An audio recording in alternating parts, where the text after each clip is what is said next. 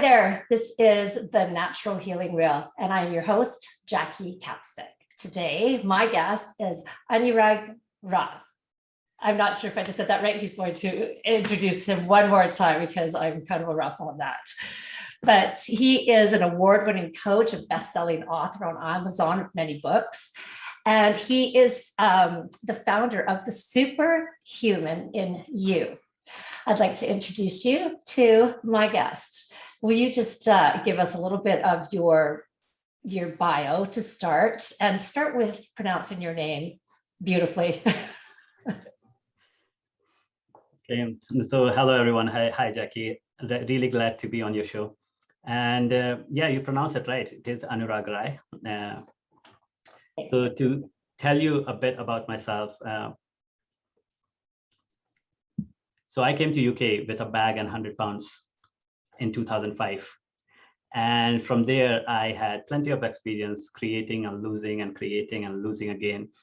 And what I came to realize is often things in life are not in our control. What is in our control is what we can do about those things. And just about 6 years ago, there was a point. So I ended up owning my own restaurant business. And about 6 years ago, there was a point when within a week, event after event, things happen. And I found myself sitting in a dark storeroom with no electricity or heating because my restaurant was closed due to some issues. I will not go into details, but yeah, so I was technically homeless because I had to stay in the store of my restaurant because I didn't have money. And what happened was within a week, I went from being a peak of my career, so thinking about buying another restaurant, to having no place to stay. And that shook something inside me and forced me to think deeply. And what happened after that is what changed my path to what I'm doing at the moment. So being the founder of Superhuman In You, writing books and helping other people on how to overcome adversity and how to use the full potential they have. Yeah, and right now, do we all need that? Like, this work is just so incredibly important right now for all of us, isn't it?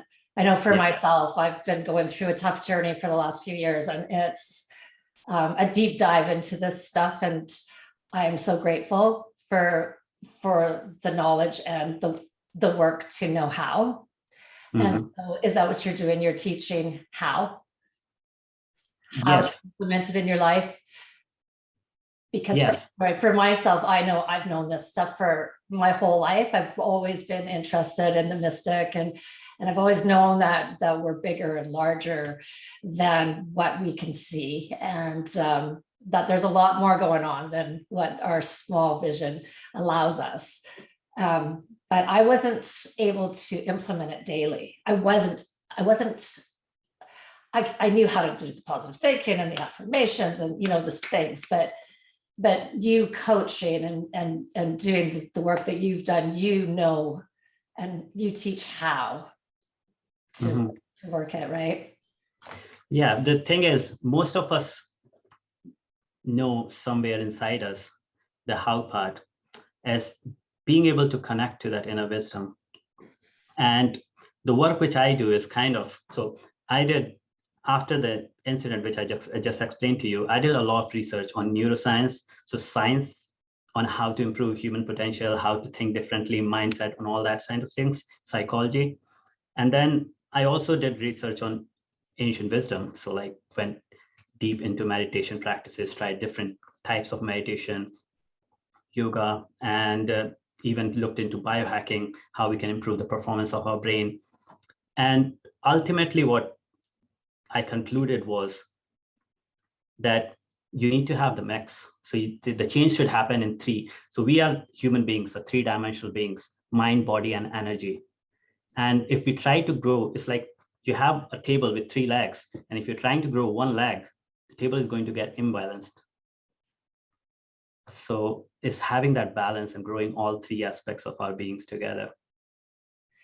Yeah, and the earth isn't balanced. We're not living in a place of balance. Otherwise, nothing would be happening anyways, right? We'd just be all sitting still if we were in balance. So I think it's that constant imbalance that helps us move and grow, even though it's very uncomfortable, right?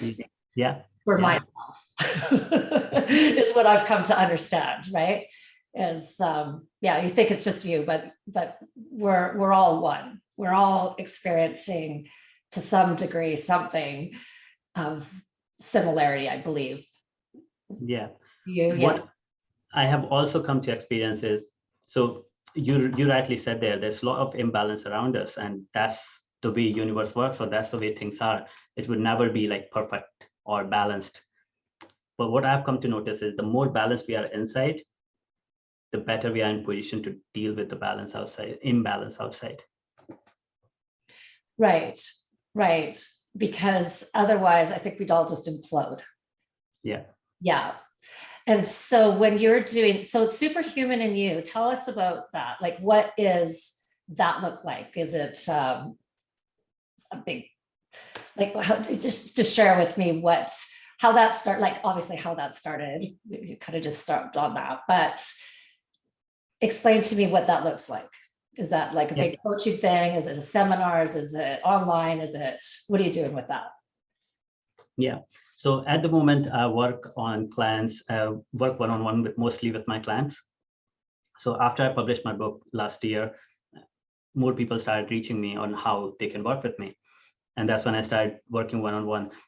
I usually have a mix of clients. So I work with CEOs, I work with police officers, I work with entrepreneurs, I work with athletes. And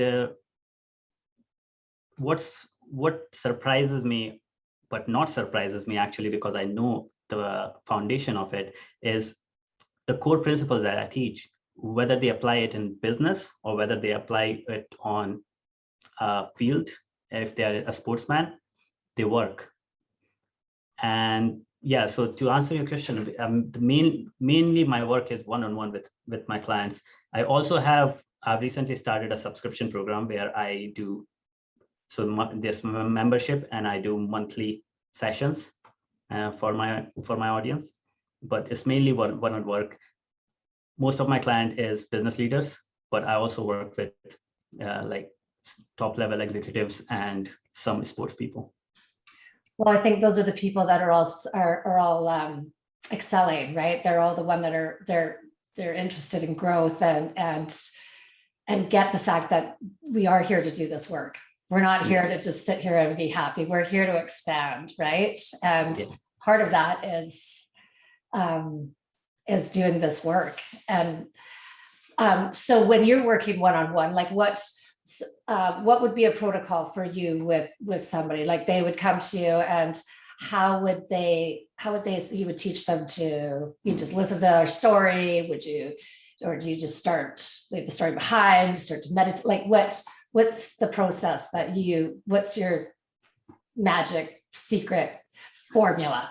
Since we all have a formula. Yeah, so to be honest, it's quite bespoke, but there's still a base foundation for it.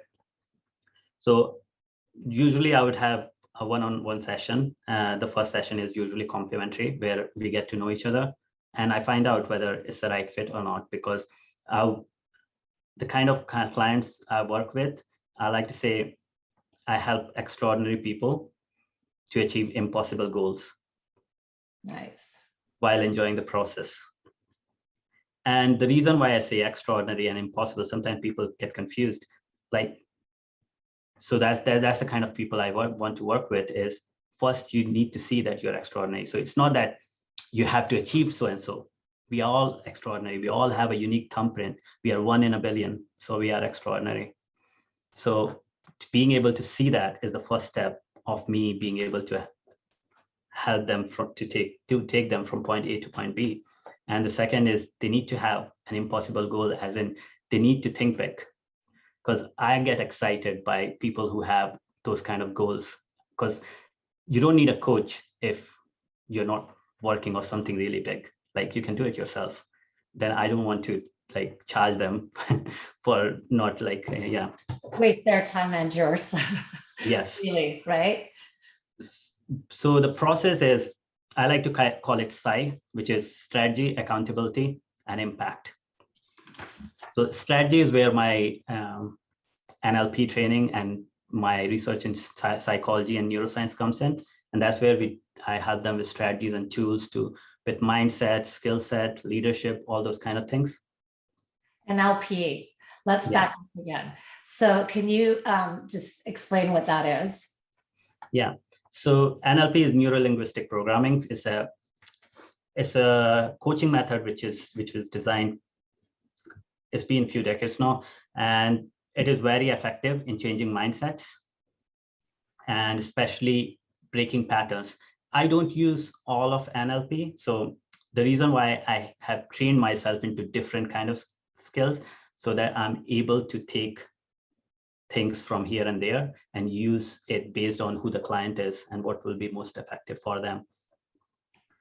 So yeah, sometimes it's NLP, sometimes it could be they need mindfulness, they need a special kind of meditation to bring them, like to stop them thinking too much. So all that kind of things go in strategy. And then accountability is when we sit down week on week. So the age that we live in, our problem is not information, our problem is implementation, because we already have too much information. So that's where accountability comes in. So if we agree that, okay, this is what we're going to do this week, I expect them to do it this week, next time when we sit together. And if they haven't done it, they should have a good enough reason why they haven't done it. So that's the accountability part. And then the final part, impact. And this is the part where I feel they get. So that's when they make the biggest progress, like they take the jump where they achieve. So in our first session, we say, what is your 3-year vision? And then we talk about how can we achieve it in 6 months. So that's the part, impact part, where we do that. And what we do that is I do something called a TLP meditation, theta level reprogramming of the brain. So where I will put in a theta level music and I'll take them on a guided meditation based on what mindset shift they need to achieve. That's powerful. Mm-hmm. Yeah, for anybody who hasn't experienced that, that is very powerful and nice too. It's nice to go through a guided meditation, right? Having somebody, it's almost like going for a workout, right? Somebody warms you up, works you out, cools you down, and off you go. Yeah, that's nice. That's awesome. I'd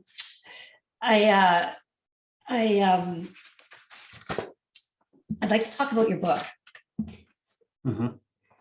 Yeah. So my book was the very first, so it was the foundation of Superhuman In You. So that's the very first thing, like my first book, The Power Within, right here. So that's the very first thing which I did before I started Superhuman In You. And the reason for me writing a book, when I wrote the book, I was still an accountant working for a Big 4 accounting firm, auditor to be specific.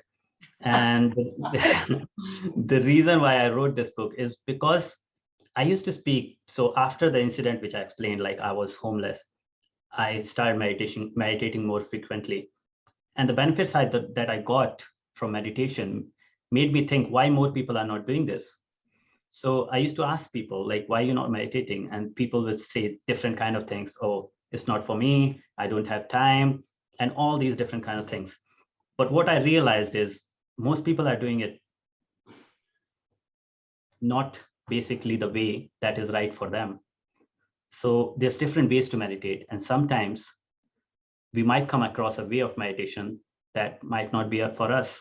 And it doesn't mean that we cannot benefit from meditation. There's other ways of meditation. So in the book, I talk about 21 different ways of meditation. But if somebody had to learn those 21 different ways, they would probably have to go through 21 different books of this size.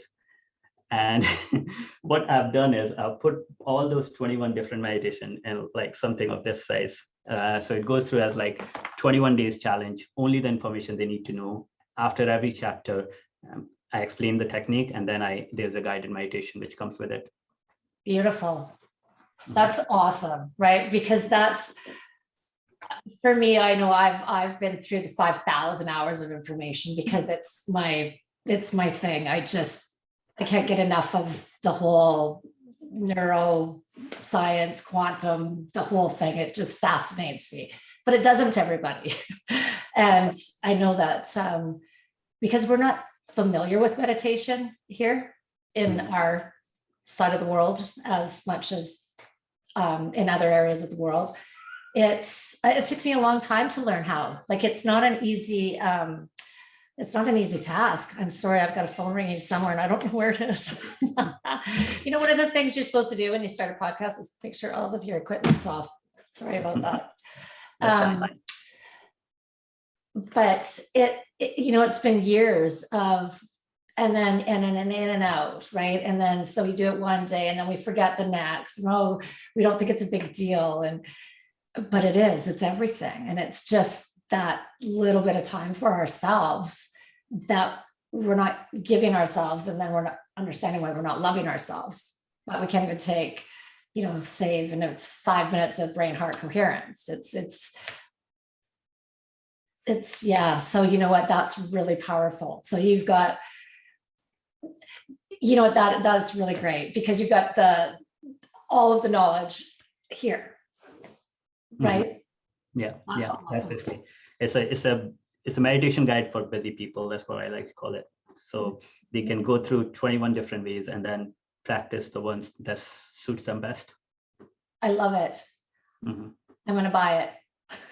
We're going to put it. We'll make sure that we put it on the website here with the video, so that we can make sure that everybody has the name of it, because I can see just with my great, brilliant young eyes the power within. The power within. The power within. Yeah. The little part was the little within. I can't see from here. Yeah. There we go. Yeah. So yeah. And I think that's kind of the basis to it all, don't you? Yeah. So what happens is we have two parts. Yeah. Humans are made. There's a part of us that is human doing.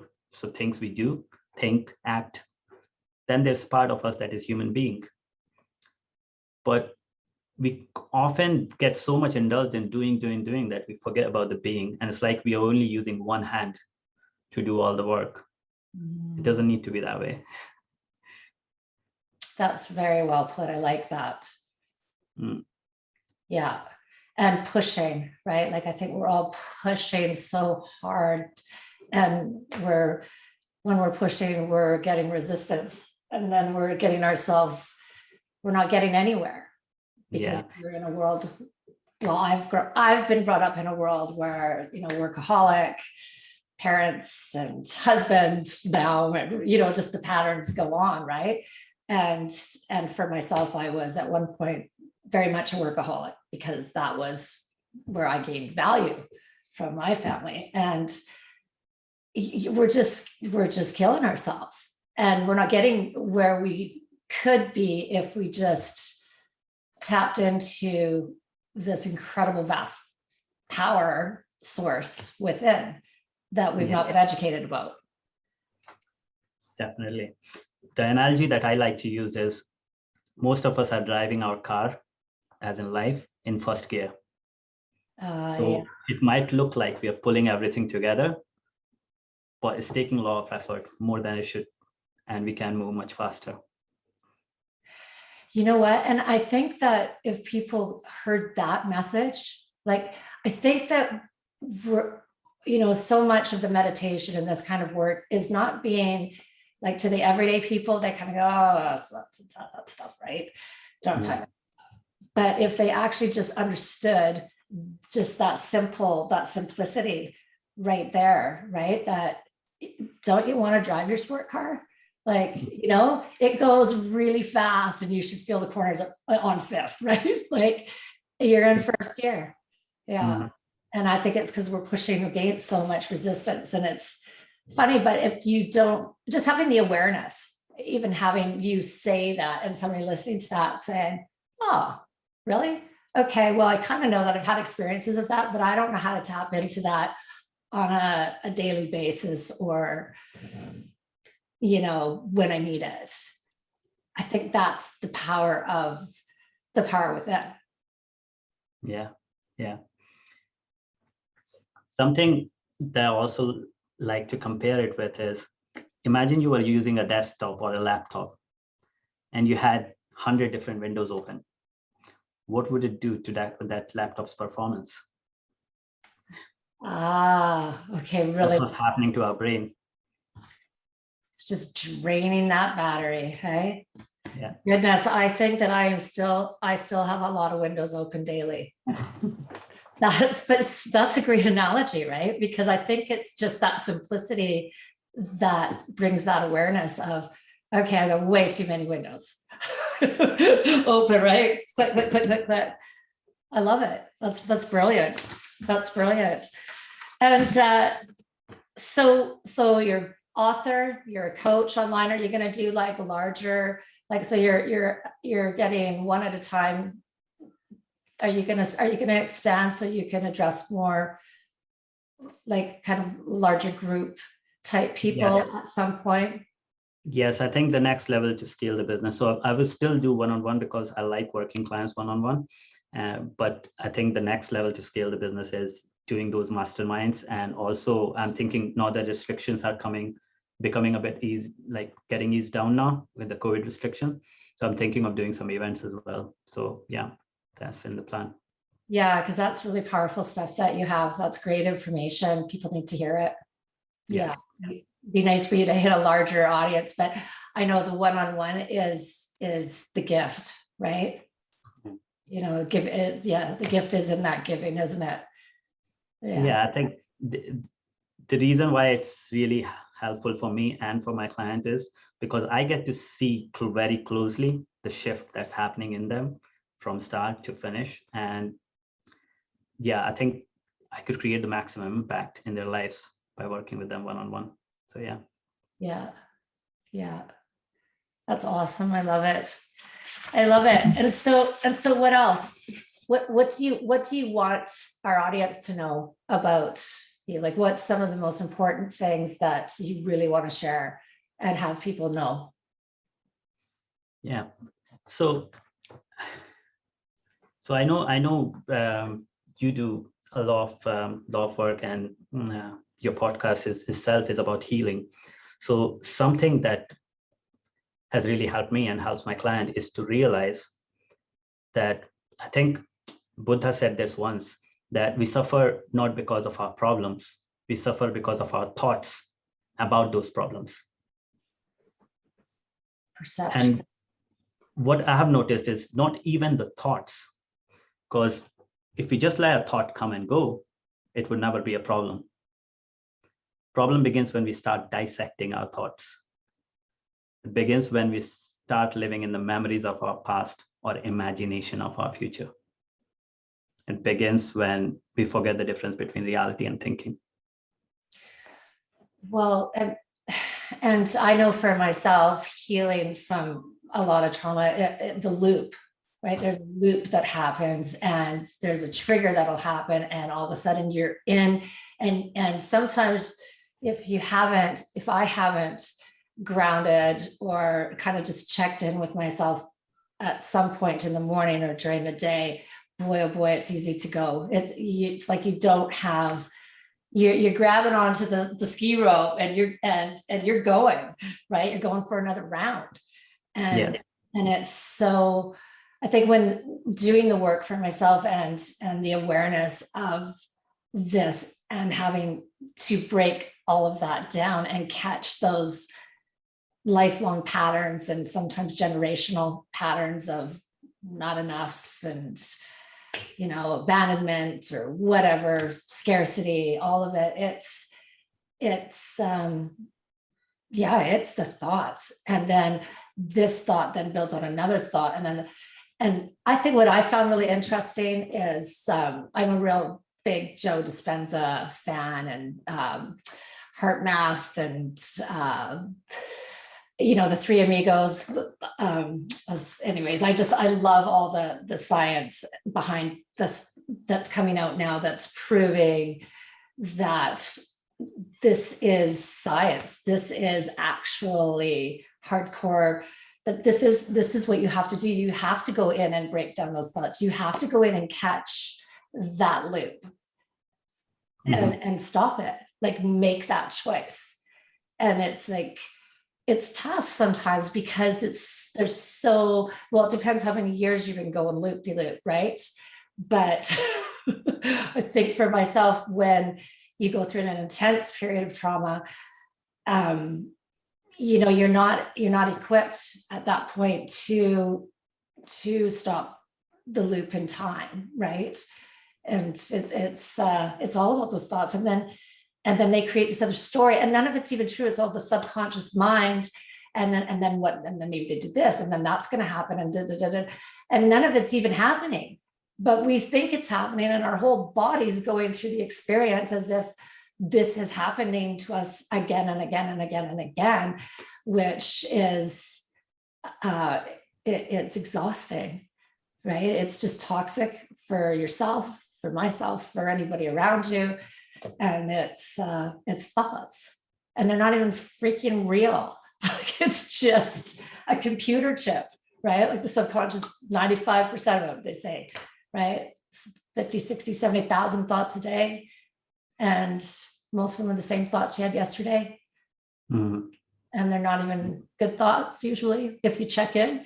Once I started to check in, it was quite it was quite astonishing. It was a little scary, actually, to see that the thoughts are negative, because you think, okay, so, you know, I'm a happy person, I smile, you know, I love people, and I have no idea that I had that kind of chatter of that many thoughts going through that are they're just destructive. I think the reason why we struggle sometimes is because we take our thoughts too seriously. It's because we kind of start identifying ourselves with our thoughts. So if we thought that we have a brain, just like we have a hand, we have a leg, we have a brain, then what brain does is thinks, just like we had hair, it will grow. What we need to do is cut it. To know that it's just a thought, right? And to be conscious enough to catch and right, that's the work, right? Mm-hmm. Mm-hmm. And it's not like it's super hard work. It's just being diligent. It's just being, you know, for myself, it's a daily, during the day and all day. Mm-hmm. Mm-hmm. And it's not like it's super hard work. It's just being diligent. It's just being, you know, for myself, it's a daily, during the day and all day sometimes, right? Some days, if you know, some days are just not great days, right? And like you said, if it's just a thought and you're not suppressing it and you just let it pass through, it's fine. But if you're thinking it and then you got caught on it, and then woof, right, and then we create this whole thing, this whole story is going on in our head. And they say that we have an experience, and then by the time we tell the story the next time, only 50% of it is the truth. We're only remembering 50% of it by the second time we tell it, right? Mm-hmm. How many times do we tell our stories, do you think? I know for myself, I tell them a lot until you understand that you can't tell the story a lot until you're separated from it, right? It's Mm-hmm. Yeah. Anyways, it's incredible stuff, right? Yeah. I think one of the reasons why we find ourselves so much attached to these thoughts is also because we forgot the difference between need and want. So 10,000 years ago, our only need was one meal a day. That's all we needed. When we used to live in jungles, all we need is one meal a day. And the reality is, even today, we can survive on one meal a day. But because there's nothing wrong in wanting. I have a big vision board. I have a big house, big car, all those things on my vision board. There's nothing wrong in wanting. But as long as we realize that it's a want, nothing will happen if we don't get it. Right. Yeah. We're so identified in the material world, right? Yeah. And alone, then we leave alone, unfortunately. We're not taking any of it with us. But I had my dad, he saved and saved for the retirement, right? And retirement came, and they weren't well enough by that point. They had worked so hard. And then, by the time the money's there now, or they felt comfortable that they had enough to go and have something that they wanted, or to go out and travel, they couldn't. They missed it. They missed that whole, right? That whole being present and enjoying their life as they're walking in it. But I think too, the whole different era coming from, living through wars and stuff, right? Just that whole not enough, I guess, right? Yeah. Thing is, so it's actually benefits us to achieve more and to be able to fulfill more wants if we think that we don't need it. Because the moment we say, oh, I don't need to get any of these things, I want to get them, but I don't need to, we kind of drop that baggage which we're carrying on our shoulder, and we are lighter and we move faster. Right, the attachment to it. Yeah, because we attach so much to, if I don't have that, then what will people think? What will they say if I don't have that? Right? It's a society that we've all, I think, been brainwashed into, right? Everybody's trying to get into that box, but. And the thing is, we would never know what others think. We can only think what they will think. Yeah, I know. I just love that, the monk, right? What does he say? Do you know who I'm talking about? Shetty? Yeah. I think the original saying comes from a philosopher, which says, I'm not who I think I am. I'm not what you think I am. I am who I think you think I am. I love that. That's it. That's the statement. Yeah. Who did it originally come from? I heard it from Jay Shetty, and I was like, oh my goodness, that is so, everybody's living this all day long. And it's incredible because we're not aware that we're doing that even, I'm sure. But having children and kids, right? And then they're going through those phases of, to like, oh my God, don't do that, mom, or right. I was, we're all so that, right? What are they going to do? What are they going to say? Right? Well, turn your music down at the parking lot. The people are looking, right? Like, it's like, and it makes you laugh as an adult, but as we're programmed with this right from that age. It's quite incredible. It's something. So I've done some research on science as well. And when that happens, so that's basically, it's normal for that to happen because our brains are designed to keep us safe. They are not designed to make us successful. So that instinct is because of, we used to live in jungles and we used to depend on communities to keep us safe. So everybody in the community should like us. Then that's when we'll be safe. And that, no, we don't live in communities anymore. We can survive on our own, but we're still carrying, because our brain is designed to keep us safe, still has those kind of thought patterns. That's interesting. I've not heard that before. That's really interesting. Mm-hmm. Yeah. And I think a lot of times we're all feeling unsafe, especially with the COVID experience and everybody being so separate, right? Yeah. You're not allowed to be within 6 feet of somebody, or if somebody's got a vaccine or they haven't got a vaccine, like, oh my God, right? Like, it's like the fear that is raveling through everybody. It's that makes a lot of sense. But again, that knowledge is so powerful, right? It's just those simplistic understandings of, oh, right? Because it's all, they're proving it through science now, thank God, right? That all of this is scientifically backed, and that, the heart has a brain, and that it's probably the super brain of the body, and the gut has a brain, and all of these things that we're finding out, all of these many, many millions of years later, right? But that's just like the few things that you said today are so simplistic, but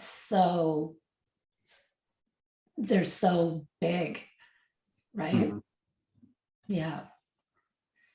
I like that a lot. I like that a lot. And so how do people, so you have that awareness. Okay. So we're like a group mentality, a community mentality. And then like, so you're feeling that you're not fitting in, or you're feeling like the kids or whatever, they're being excluded or whatever. What advice do you give to somebody how to help themselves? Yeah. So the first step of helping themselves is realize that they don't need help. They just need to manage their body and brain. And when they realize that all this thinking that is going in is not their thinking, they are their consciousness, they are not their brain. It's the brain that is thinking. They can treat the brain as if it was a child. Okay, so what do you do when a child is upset? You comfort the child. You comfort your brain. And tell them, like, have a conversation with your brain, say that, okay, try and see things logically, but all this is only possible when you can see yourself separate from the brain. When you realize that these thoughts are happening in my part of me, they are not me. Right. Yeah. And that is achievable. How do people, because even right up until the time my dad passed away, right, he thought he was his body, like he thought he was his brain and his body, and and I think most people do. They don't realize. I know a lot, not most people, I know a lot of people in my life still that they have a hard time to see that anything is separate. So where do you go with that? In a beginning person to kind of to get them to like I was reading the Michael Singer, right? I don't know if I can't even think of the title right this second, but it's brilliant because it's like you're listening who's talking, like who's listening to the voice in the head, right? And it was such a great way for me to really separate, to really see and be able to be the watcher of my thoughts. How do you go about that with your clients? Yeah, so most of the time when I tell this to people, because there's thing about the truth somewhere inside you, when you hear it, you know it's truth. Yes. And yeah, so most of the time when I tell them that, okay, there is this separation, they realize it, they notice it, because it's obvious that we are not our brain, because there's so much more of us than our brain. Yeah. Our brain, for example, we can think anything we want at this moment. Yeah. So we are using our brain. Okay. And so here's the other thing that I find fascinating is that most of us, because we're having that thought, and then we have that thought again, we now believe it's true. We believe it's true because the brain, but in the brain, right? If we're not separated, right? So, I mean, that's a big thing, right? To understand, right? We hear a thought, then we hear somebody else say that same thought, then maybe we hear it one other time. Now all of a sudden it's in our belief system as that's something that's real, and that's part of what's happening here. Whereas it could be total, cow poo or whatever it is, right? It could be just nothing. But in our brain, we now have that even as a belief of one of our values, maybe if we think it a few more times. It's that really blows me away, that understanding. Yeah. So people often say seeing is believing, but in fact, we don't believe what we see. We see what we believe. And One more time, let's do that one more time. We don't believe what we see what we believe. Okay. There's a video by Transport Authority UK. And in that video, I don't know if you've seen it, there's a basketball awareness test. So white players and black players pass the basketball. And I would show that video to you, but I don't think I can share the screen. But what basically happens in the video is a number of white players pass the ball, and you get to see how you need to count how many times the ball is passed. And almost every single time when I show that video to my clients, they miss a person wearing gorilla costume who passes in between because they're too busy looking for the white players. Really? Yeah. And that's mind-blowing, isn't it?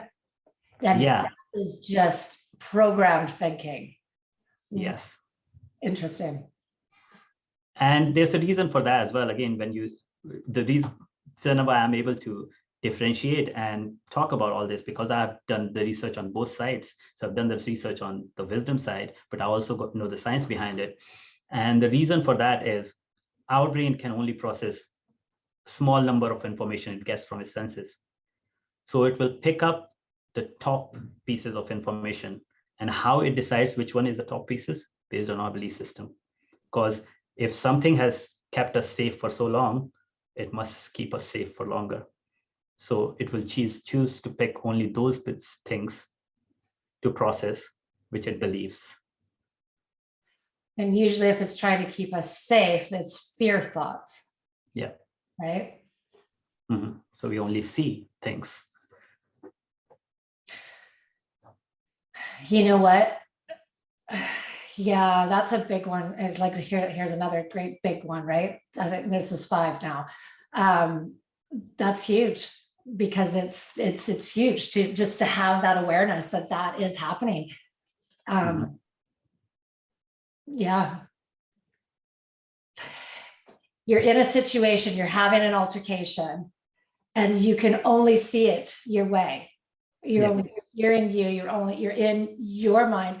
And I mean, I know this for myself, right? I'm not hearing what they're saying because I'm in here, because ego's in there and whatever else is trying to be right, or I'm in fear and I'm in defense, and I'm not hearing, or I'm not seeing a bigger picture. I'm seeing what a sliver of actually what truth is.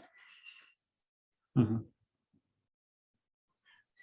Yeah, it's big stuff, actually.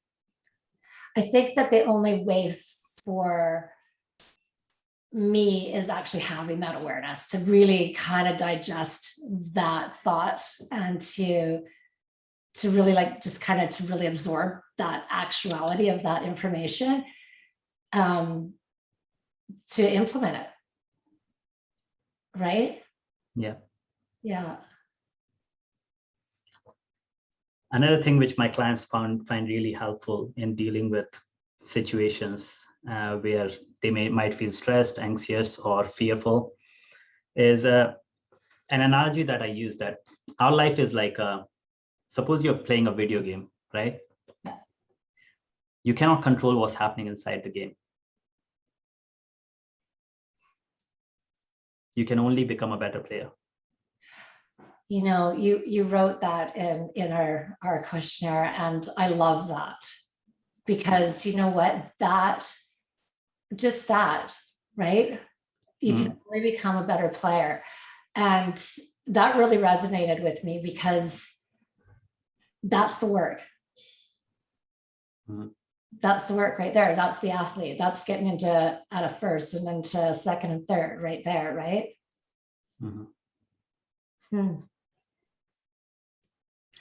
Becoming a better player, you're just having to be aware of your thoughts and having to choose new thoughts, to be aware of the ones that are taking you down. Sometimes it's not even so.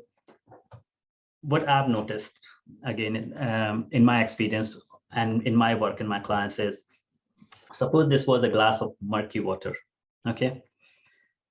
And what I'm doing, what normally people do is take out a spoon of positive thinking, stir it, a spoon of CBT or some other thing, and stir it, and they're stirring the water.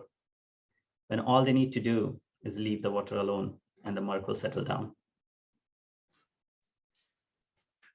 Yeah, you know what? Why can't we just leave it alone? And let it pass through, right? Mm-hmm. Yeah, because it's uncomfortable. And so then we go into fight or flight or fear, and then we're back into a program or a pattern of trying to save ourselves or defend, or is that right? Yeah. Have you ever noticed when you're watching a natural beauty, a scenic beauty of nature, just like one on on your background? Yeah. At the lake, So, out at the lake. so if you're watching something like that, you feel a sense of calm or happiness inside you. And the reason for that is you're not going thinking, oh, what if sun was blue? What if sky was green? What if water was orange? What if mountain was 10 degrees to the left? We know we cannot control it, and we accept it the way it is. And that's when we start enjoying it. Just accepting. Mhm. Yeah, that's kind of one of my formulas that I have is, you know, they have the Ho'oponopono, right? Yeah. Right. And I have this amazing counselor, Linda Sadesky, and she said to me that, back up a second, right? Because I was doing, you know, a year-long coaching course and healing and, you know, full into it. And we did this Ho'oponopono prayer for a month, which was very powerful. And it brings up all kinds of, you know, unforgiveness, which ultimately then just comes back down to ourselves, which is always interesting. Forgiving ourselves, right? Well, we're mad at everybody. But it was, we changed it to I accept, I forgive, I release, I'm thankful, and I love, or I love and I am grateful. Like we changed it to I accept. And I think there's a lot of power in just accepting that just is. I know for myself, I add, you know, well, I guess we all do, right? It's that it just is. We've got that it's good or bad, it's right or wrong.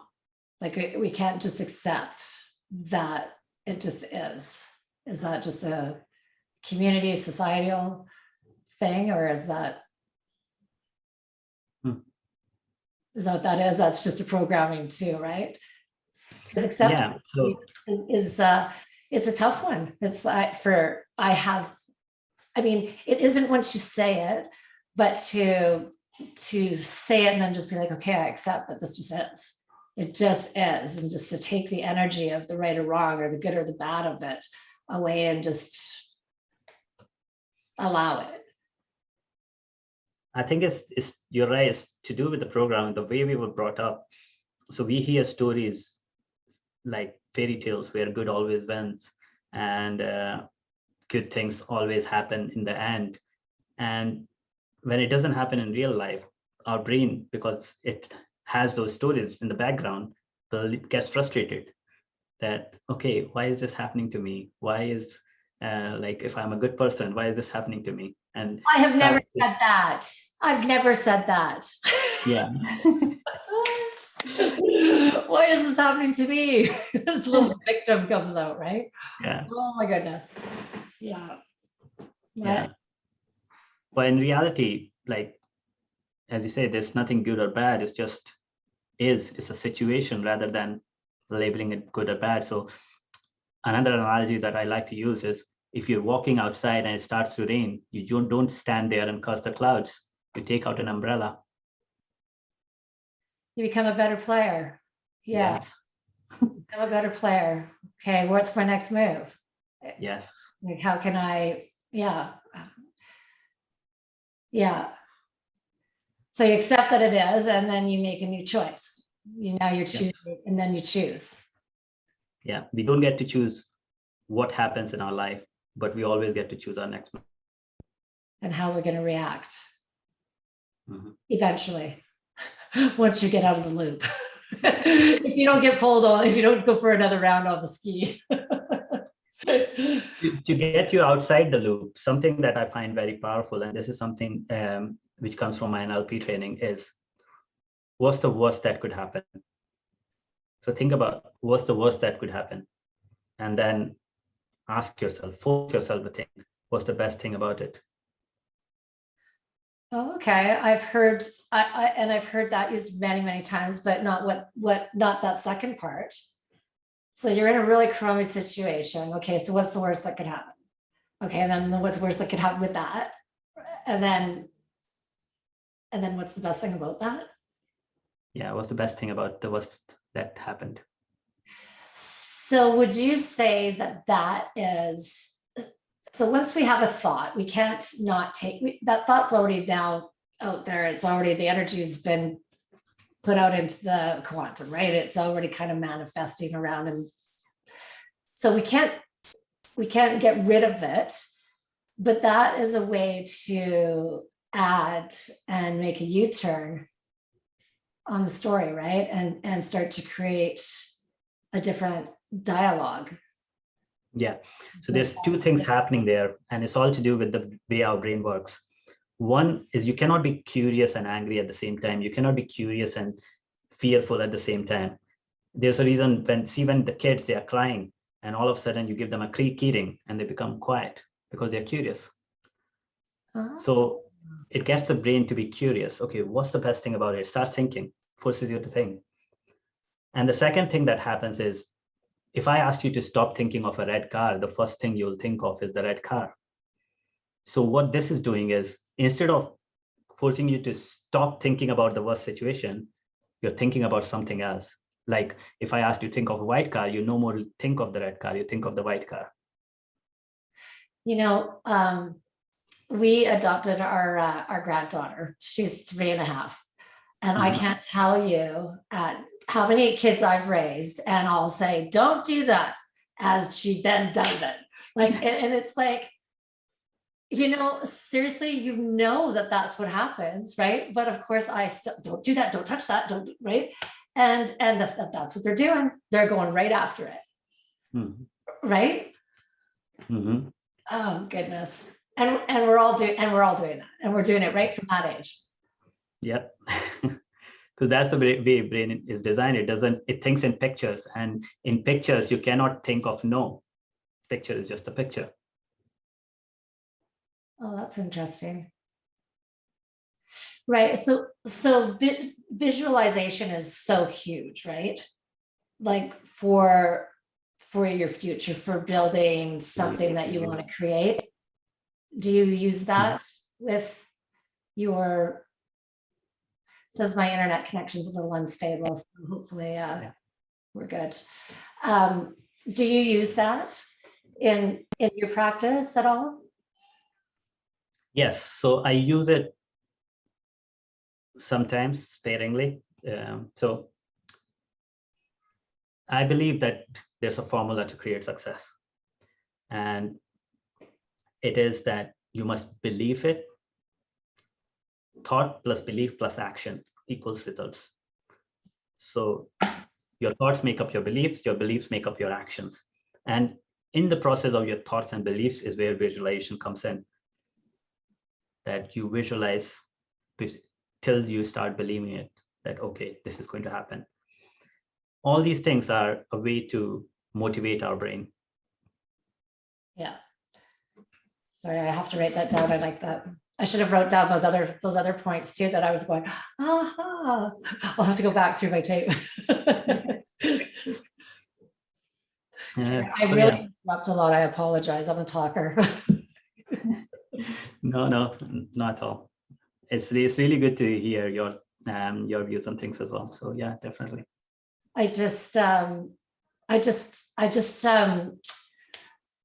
there's so much value in this work, and everybody has something different that they bring to it, like, it's like, you cannot, like, I could listen to all of my favorite guys, right? And then I can talk to you and learn something totally different and a totally different perspective and way of seeing it.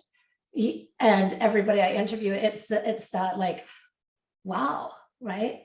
And so we all matter. We all have something to bring here, right? Even though we think that, what do I have to say, or what do I have to bring to the table about this information? It's just we're all perceiving. And I think it was Greg Braden was saying that we're all seeing the color 5 different reds, and you say to them, which is the deepest red or whatever, but we're all seeing those reds differently. But none of us realize that. We're all believing that everybody's seeing it the way we're seeing it. And I know I have really, really struggled with that in my relationships, because just that understanding of, like, you don't get that. Because and I'm sure for other people too, like, they're, just that understanding of, nobody's seeing this the same. Nobody's experiencing this the same, even though you're having the same conversation. I mean, my husband and I will have conversations, and then I'll hear what he's saying that I'm saying, and I'm like, what? And vice versa, right? Like, we are not hearing, we're hearing from our own wounds or our own triumphs or our own perceptions, or so that's huge, right? Yeah. Like, just even the colors, we're not even seeing the same colors the same. Like, it's just, I don't know, it's just, that just blows my mind, that stuff. It's just so simplistic, but it's powerful knowledge to help me anyways.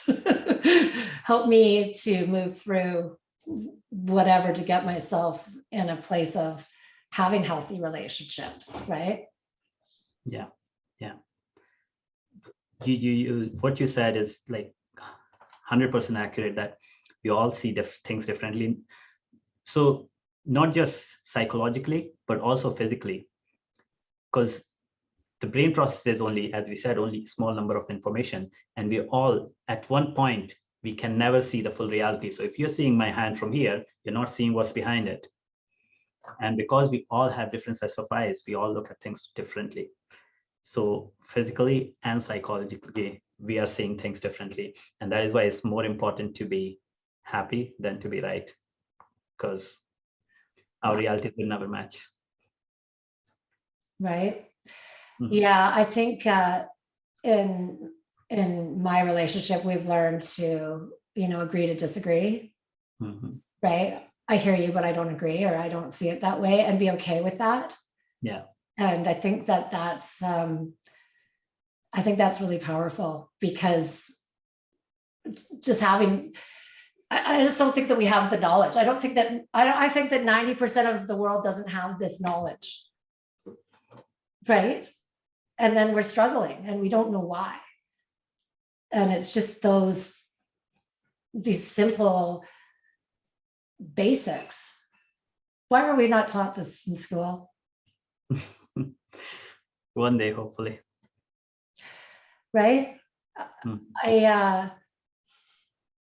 Yeah, like the whole, how we work as an energy body and an energy system, and how it's, none of us seem to be in this Western world, unless we've gone on our own and delved in and come into fall on our face and hit trauma and had to go within and try and figure it out. But not everybody has been that lucky. That's what they say, right? You're really lucky if you get a face plant. So let's go with that, because I've had many. So, but yeah, you don't even go within to try and figure any of that out. And so you just probably sit in a world of, you know, wondering why, without really, well, maybe I guess if you're wondering, then you're asking. So they say ask and it's given. But you know what I'm trying to say anyways, I believe. Yeah. Yeah. So what would you say to your 18-year-old self right now about where you have been and come from, traveled? Yeah. So one thing I would say is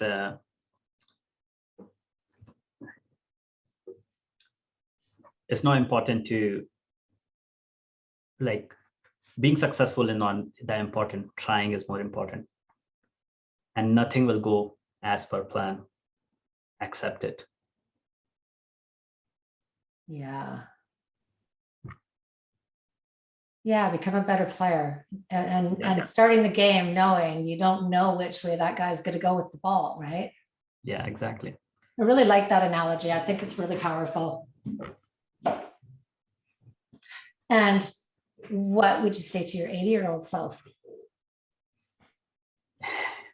8-year-old self, I think I would just say 80. 80. Oh, sorry. I was going to say, I would say just enjoy life.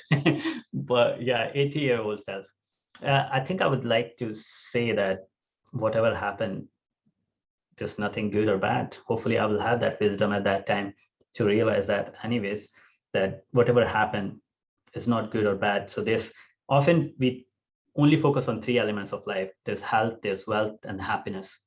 But there's 4th element as well. So if you're not creating health, wealth, or happiness, the 4th element is experience. We are creating experience. And it's all important to realize that experience is just that, experience. There's nothing good or bad about it. It just is. Yeah. Yeah.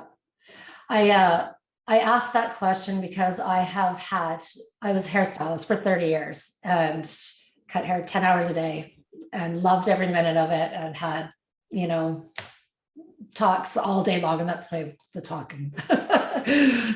My communication is like blah, blah, blah. But to hear the regret always saddened me, right? Well, I shouldn't have, you know, and it's just almost hard to stomach because it's so heartbreaking to hear somebody at the end of their life, well, I should have done this and I wouldn't have, you know, I should have, and, you know, to walk through your life and to be there and to have all of those regrets in your thoughts. The thing is, if they would have done that thing which they're thinking, they wouldn't have the experience they have now. So they're always missing out on something. Walking through the fear. Mm-hmm. I'll tell you what, I walked through a lot of fear to start this podcast. It's and to just even take a selfie. One of those dark nights of the soul. I was watching, you know, YouTube, Brian Rose, London Rail come on, and I watched it, and it was kind of just called. Anyways, I clicked it and joined this course, Broadcast Yourself, and wasn't really thinking that I was going to be like having to take pictures of myself or talk on a video. Broadcast yourself.